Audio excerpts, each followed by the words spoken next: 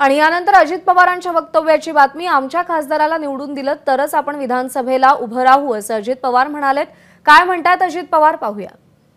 त्याला आम्ही उभा करू, त्या खासदाराला विजयी केलं पाहिजे, तर मी पुढे विधानसभेला उभा राहीन। मी खरंच तुम्हाला सांगतो, मी नाहीतर खुशाल, मी जर मला साथच देणार नसतील तर मला माझा प्रपंच पडलाय, मला माझे धंदे पडलेत, मी कशाला हे करतोय। थांबा थांबा, ते मत इलेक्ट्रिक मशीन मध्ये दिसू दे वादा, त्याच्यामध्ये कुठल्याही परिस्थितीमध्ये हे तुम्हाला आता निर्णय घ्यायचा आहे। पंढरेकरांनो, वेगवेगळे मान्यवर येतील, भावनिक बनवण्याचा प्रयत्न करतील। तुम्हाला भावनिक बनायचंय का तालुक्याचा चाललेल्या विकासाची गती अशीच चालू ठेवायची आणि पुढच्या पिढीचं भलं करायचंय, हे आपण। एबीपी माझा, उघडा डोळे बघा नीट।